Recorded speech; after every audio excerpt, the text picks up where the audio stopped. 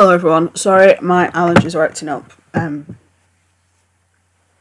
know it's winter, but one of my allergies are acting up, so if I sniff, I apologise. I wasn't originally going to talk about this, but it doesn't seem to be dying down, so that's why I'm going to talk about it, and I'm going to talk about it as an outsider, because although some may deem me as a drama channel, I don't. I see myself more as a social commentary channel. But I know a few people do sort of see me as a drama channel, even though I'm not. What's been happening is it has happened with other parts of YouTube as well, but especially recently, there's two departments on YouTube, there's two areas of YouTube that seem to be fighting and seem to be bickering and hating on each other so much at the minute that it's absolutely untrue. We're talking about the drama community and the beauty community. Now, the beauty community feed the drama community, so the beauty community fighting has sort of had a knock-on effect, but some of the stuff is petty as fuck, some of it is understandable, but there's a lot of it where you're just like, you start to realise how young the people involved actually are. Now, for those that aren't aware, not long ago, Peter Mon was exposed to have some tweets that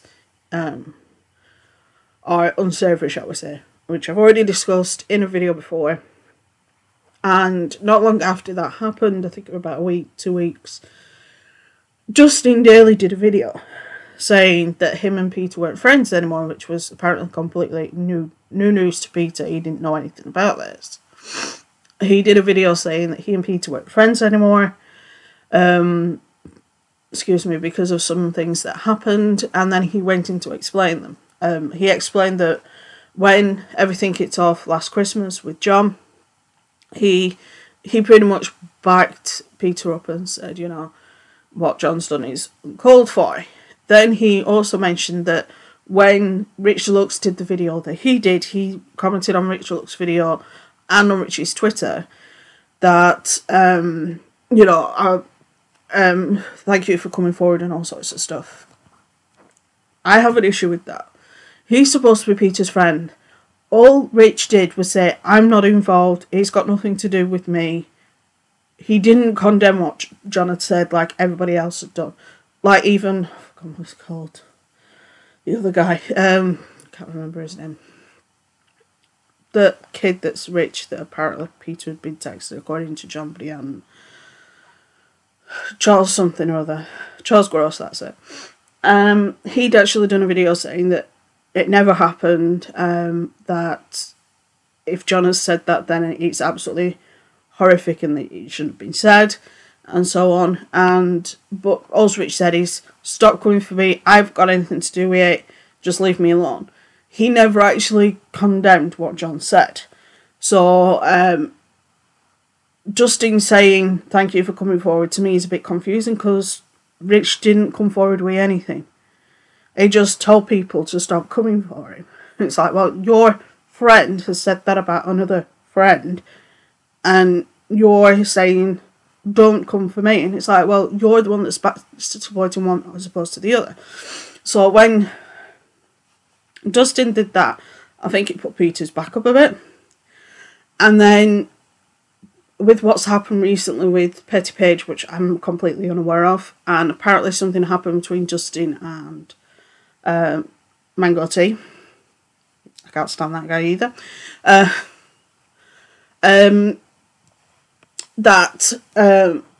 Because Peter didn't come out and say that he was in support of them, Justin called him out on that, and it's like, hold on a second. You're talking about the person who has been burned several times over by drama channels. He is trying to come forward, which I don't think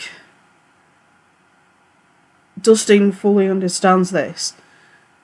Peter has a lot of years on Justin. Peter has a professional job that he did, and people that have respected him because of that job, and the fact that, you know, he has this network of real life friends that he spends time with and things like that. And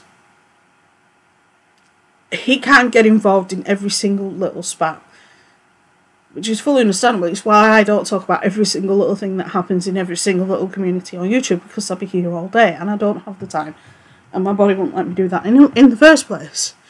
But the plain simple fact that Dustin's expecting Peter to stand up for him, it's like, well, first of all, are you not big enough and old enough to look after yourself? Secondly, have you seen the amount of times Peter's been burned because he stood up for somebody? He stood up against John with the makeup line, so then John did what he did. And he'd done that the year before because Peter said they didn't like the way John had handled the video. How does that not occur to Dustin? That Peter is shit scared of speaking up against anybody in the drama community, especially. That's why he's not saying, I don't agree with this, I don't agree with that. He just wants to basically sit in his corner, do his videos, and that be it. Which is the way it should be. You shouldn't fear retribution just because you disagree with somebody. You shouldn't fear retribution just because you don't like a certain person's music. It shouldn't be allowed. It shouldn't. But it is. And at the minute, that's one of the things that pisses me off about YouTube, is that they are allowing this to happen. How many times has Peter or Joy or others done things where you think, why the fuck have they still got a fucking channel? But they do, because YouTube either doesn't see it or doesn't acknowledge it. So it's like, what are you going to do? But like I said, Dustin, a lot of it to me is like, well, I expect Peter to be my friend to stand up for me if something happens. And it's like, yeah, but if you're in the wrong and Peter doesn't stand up for you, and then it comes out that you're in the wrong, that makes Peter look like an idiot. And also, on top of that, when you do YouTube as a business, you have to do the whole, is this worth taking a dip in earnings? Is this worth the risk of losing my house? And things like that, because if you get involved in certain dramas, you run the risk of losing your channel. It's happened before, where if you're involved in a particular type of drama, people mass report your channel and it gets kicked. Now, the fact that this happens and then people are kicking off at Peter because he's not standing up for Dustin, it's like, well, first of all, Peter's shit scared. He doesn't want to stand up for anybody that's not himself, because he is shit scared of people coming for him and saying the same shit over and over again, because it's already tarnished a lot of people's opinions of him, which it shouldn't have done, because it's just John being a dick. But the plain simple fact is, everything that's happened with John has really made Peter afraid of speaking up against other people, especially in the drama community, which Dustin doesn't fully seem to understand. The guy is scared. It's like, yeah, I understand Dustin's point of view that he expects a friend to have his back. However, that can't always be the situation. And obviously, I don't know fully what's going on behind the scenes. I don't know fully what was said between Dustin and Peter, or between Peter and Paige. But at the end of the day, you have to think about, while YouTube is a hobby for some people like me, for other people it is a job. And in constantly involving yourself in drama, believe it or not, is more harm than it is good. Perfect example, Social Reports. A lot of people hate him on YouTube now because of the amount of drama he's been in. The same with Joy, the same with Onision, the same with John, the same with so many people on YouTube, because they are involved in so much drama. People like, I don't want anything to do with you now. And people are, it takes them a while, but they do eventually catch up to the idea of, you know, there's something a bit off about him. So, and a lot of people seem to think, oh, because Peter and Dustin are friends, Peter should have had Dustin's back. And Peter told Dustin that it was a business decision as to why he didn't stand up for it, which it is, because Peter's probably thinking, if I stand up for Dustin against Mango, then Mango's going to attack me like he has done with multiple other people, more than likely fabricate evidence, like John did, and it's going to happen all over again. And that Peter is shit scared of it. Now, am I saying that is the right position to be in? I don't know, because I'm not in Peter's position. I'm not in a position like Peter is, where I'm having to think, can I afford to stand up for my friends? Because I don't know anything about his personal life. But the plain simple fact is, that was a conversation that Dustin should have had with Peter, because by all accounts, Peter thought everything was fine until he woke up and found that video. And then he was like, what the fuck? So, as far as Peter was concerned, everything was fine. And then this video comes out and he's like, what the fuck? Dustin should have spoken to Peter first and said, look, this is how I'm feeling, this is what's going on. I know it was a business decision, but can you help me understand it a bit better, because you're my friend, and I'd like it if you have my back. Why he didn't do that, I don't know. Why he didn't go to Peter and say, look, this, I don't know. But I think some of it is because Dustin is so young. He's pretty much like, my friends aren't sticking up for me.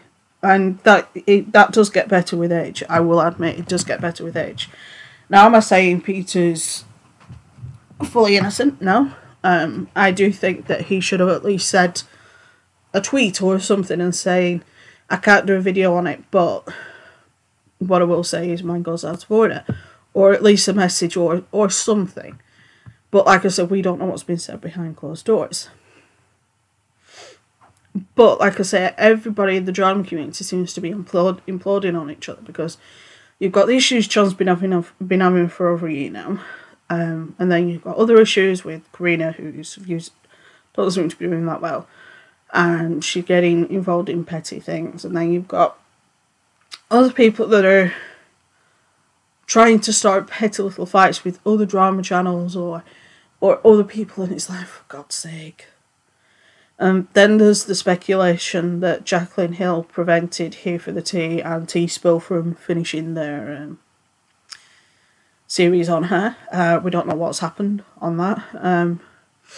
I did watch the first part and I liked it, but we don't know. We don't know what's going on there. And then there's the fact that the drama community is imploding. Now, I have mentioned before that the whole fact that everybody was dissing on Jeffrey. There was the whole video. There was the video with there was the picture with the four of them going like this. Bitches be hit because we're better be outing. Which was a dig at Jeff, which has caused snowball effect. Well, it just seems to be getting worse, because Marlena is the one that said that she'd been charged something like 60,000 for reviews or negative reviews on other products or something like that. And then not long ago, it was the other day, it came out that they were recording a documentary with her, Netflix, sorry. And James Charles went all pissy. Now, I have an article, so I'm going to show you that. Right, here we are. James Charles feuds with another YouTuber over Netflix documentary. James Charles feuds with YouTuber Netflix documentary. Following the Manny, MUA, Laura Lee, Gabriel Zamora, Jeffree Star drama a few weeks ago, and the success of Sean Dare's recent docuseries, James tweeted that he wanted to work on a documentary about exposing the truth about the beauty community. However, he recently revealed that the project had been put on hold. YouTuber / makeup geek owner Marlene Estelle announced this week that she was filming a documentary with Netflix all about the beauty industry, and it's fair to say James was not happy. He tweeted, "This woman knows nothing about the industry, other than blaming her bad business decisions and personal issues on influencers. Netflix, this is absurd. I'd love to get in a room together to show you the non-biased outline I've already made on this subject that documents all sides. I've posted about my documentary several months ago, and there's no denying that you've paved the way for many people over the last 10 plus years, but you also discredited every single influencer who's changing with the industry in your video that you released due to personal feelings. Marlena defended herself, saying Netflix was the ones who approached her and that she would love to have James's input. But things turned ugly, with Marlena hinting that Netflix chose her because she's more experienced. She tweeted at James, "You're not even 21. You've never produced makeup. You've never started a brand from the ground up. I'm sorry that this feels like it was stolen, but I did not seek out this opportunity. When you've been in the industry for 10 plus years, then tell us about your experience." James seemingly ended their beef with a shady tweet, "You're right, I'm not even 21 yet." Marlena made a video about her truth on the beauty community, saying that certain influencers would charge up to $65,000 per sponsored video. Some influencers, like James, have tried to justify this by saying the profits the company makes will balance out the costs. Fans have speculated that James is one of the influencers charging $65,000. To which Marlena responded, "He's charged much more than that. Some don't realise CEOs talk to each other." James tries clearing up to his tweet, saying that he's open to sitting down with Marlena and talking about the beauty industry. There's so much drama, it's hard to keep up. So, yes. He didn't like it because he already had the idea, and then it turns out this documentary was happening and he was pissed because he wasn't involved.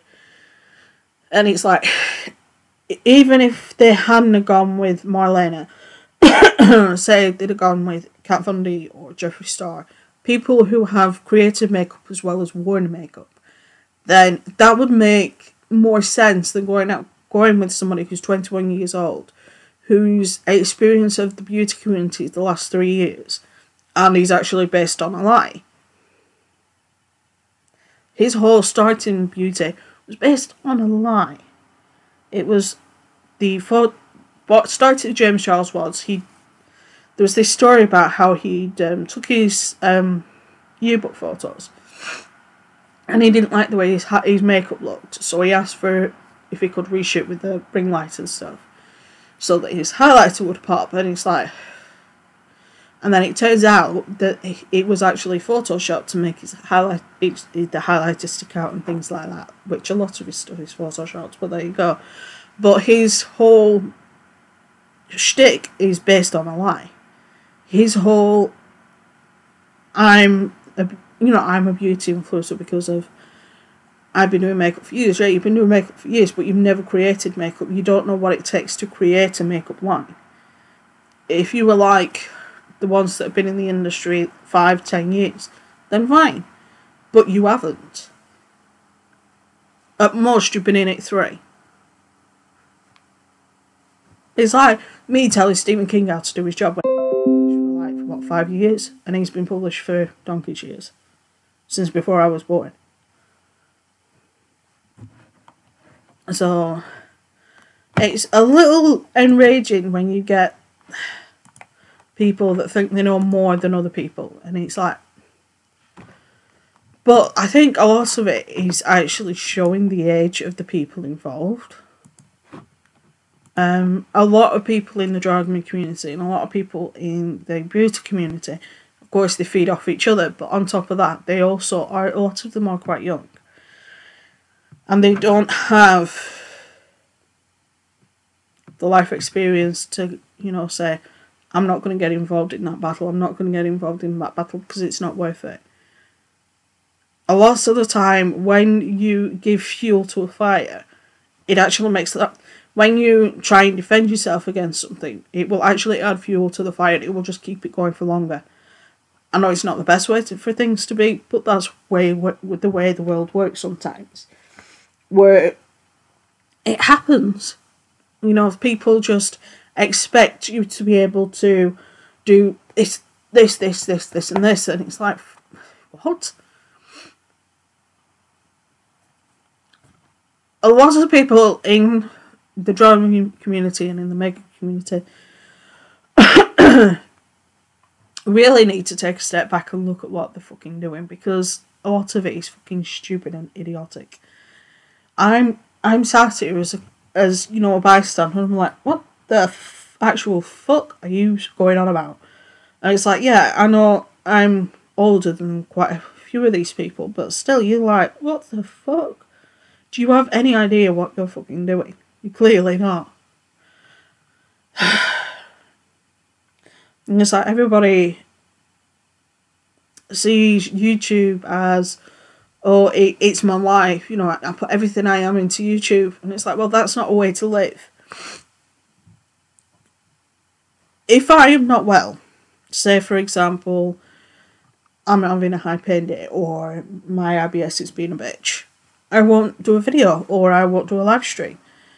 And my core guys know that and respect that, which I appreciate every single one of you. But I don't have that thing in the back of my head of, I have to do a video today and suffer through it and then edit it, which I can't really do much editing at the minute because I don't have the right software. But I don't understand these people that are like, well, I've done this and I've done that, and my entire life's online. It's like, yeah, and what happens if YouTube dies? Huh? What happens if YouTube dies and everybody's job disappears? Nobody thinks about that. But when you think about when you say that to them, they then start getting this anxiety of like, well, how am I going to live? And it's like, well, you find a fucking job. It's like, at the end of the day, YouTube is a job, or it's a hobby. It isn't your life. You have to build a life outside of online, outside of live streaming, outside of videos. You guys see, at most, I'd probably say an hour to 2 hours a week of my life. You don't see me and the husband spending time together. You don't see us going to town to run errands, or doing the shopping with his mum and dad, or spending time with friends. You don't see that because I don't put that online. And those people literally put everything they do online. I'm like, just be present in the moment. Who said this? Oh, for God's sake. A vlogger. Or it was Jesse from Prank vs. Prank. That he slowly learned to distance himself from being on camera all the time. To actually be present in the moment. To actually not record everything and then experience it through the camera, but actually experience it. And while, yeah, I couldn't understand family vloggers vlogging because then they've got videos of the kids as they grow up and things like that, I get. But when you put everything into a vlog, you take yourself out of reality, you take yourself out of life, and you take yourself out of actually experiencing what's going on. You you take yourself out of experiencing spending time with your friends if you're sat there recording it. It's like the only time I've ever recorded any time I've been with my friends is when I did my signing in London last year. And because I was recording prior to the signing. So, and we recorded just before and during. And it's one of those things that people are so intent on everything being online that they're not actually paying attention to what's right in front of them. The real life, spending time with friends, spending time with family, spending time with in life, and actually not having their camera like this all the time. It's like, what the fuck? Be present in the moment and actually spend time with friends and family before something happens, before the worst happens. yes, I understand recording certain events like weddings, like births, and things like that. I understand that. But the state of the world today, where everything is literally experienced like this.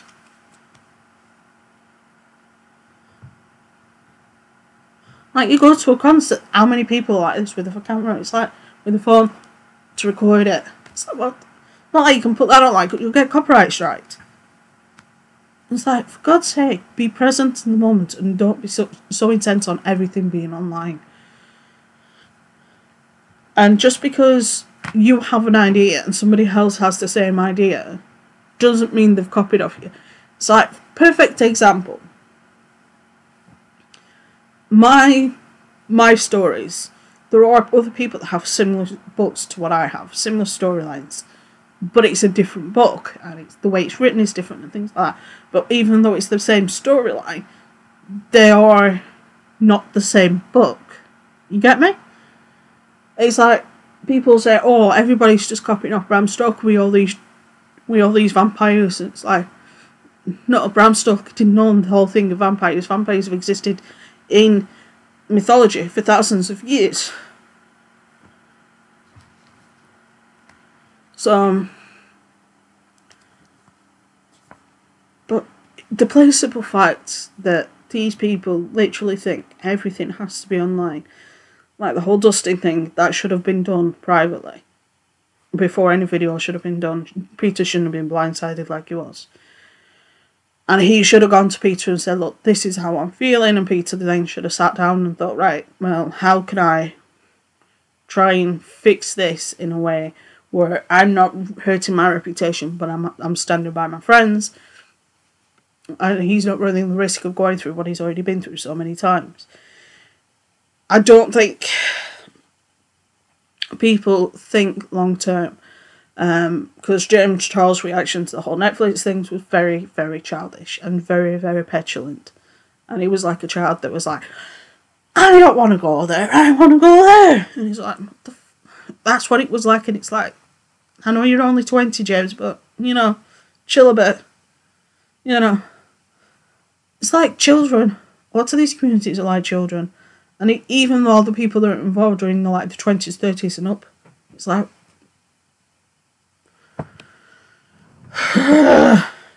tell you sometimes.